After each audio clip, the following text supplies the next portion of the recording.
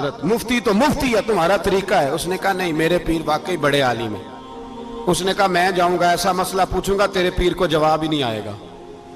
वो साथ ले गया। जब सरकार मुफ्ती आदम की खिदमत में, आला हजरत के बेटे वो भी छोटे वाले, तेरी नस्ल पाक में है बच्चा बच्चा नूर का, छोटे बेटे आला हजरत के बैठक में बैठे थे। तो वो आ गया इतराज करने वाले को लेके, आपका मुरीद, पूछ ले जो मसला पूछना है। बैठक के दो दरवाजे थे, एक बार खुलता था एक घर में। बैठे, सलाम कलाम के बाद कैसे आए हो? कहा हुजूर ये कोई बात पूछना चाहता है। और वो रास्ते में कह रहा था मैं ऐसा सवाल पूछूंगा तेरे पीर को जवाब ही नहीं आएगा। रास्ते में ये बातें करता आ रहा। कहा पूछो। उसने पूछा, कहने लगा जी बताइए नबी पाक अलैहिस्सलाम की चारों बेटियों के नाम क्या हैं? तो मुफ्ती आजम हिंद उठे, जो दरवाजा अंदर खुलता था उस कमरे से अंदर चले गए। वो इतराज, तनकीद आसान होती है, तामीर मुश्किल होती है, इतराज लोग फटाफट कर लेते हैं। कहने लगा तो तेरे पीर को तो चार बेटियों के नाम नहीं आते, वो किताब देखने चले गए, वो तो देख के बताएंगे, उनको तो नाम नहीं याद। पर क्या करे, फाजले बरेलवी का कमाल ही बड़ा अनोखा है। ये रजा के नेज़े की मार है कि अदुब के सीने में गार।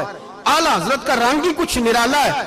शहजादा आला हजरत वापस आए, सर पे इमामा है और दाढ़ी से पानी के कतरे गिर रहे हैं। और आके खड़े हुए तो फरमाने लगे मैं वुजू करने गया था, मैंने नबी पाक की बेटियों के नाम कभी बगैर वुजू के जुबान से अदा ही नहीं किए। मैं वुजू करने गया था। वो शख्स कहने लगा हुजूर वुजू के साथ? तो आंखों में आंसू आ गए। फरमाने लगे तुम्हें क्या बताऊं वो किस पाक घराने की शहजादी है। रो पड़े।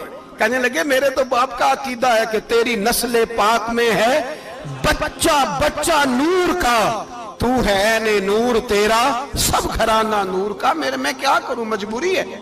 हमारे बुजुर्गों ने अहले बैत की मोहब्बत का यह रंग पेश किया है। मेरे आला हजरत रहमतुल्लाह अलैह, अब मौजू नहीं था, बात कहीं और निकल जाएगी, उन्वान भी बयान करना है।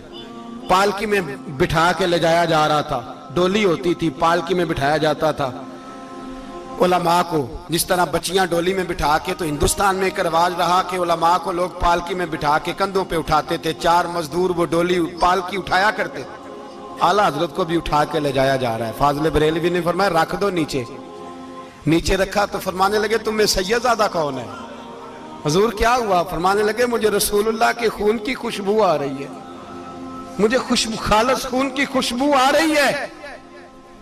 चुप कर गए चारों मजदूर। आपने फरमाया तुम्हें कसम हो रसूल पाक की, बताओ तुम में सैयदजादा कौन है? तो एक कमजोर शख्स उठा कहने लगा हुजूर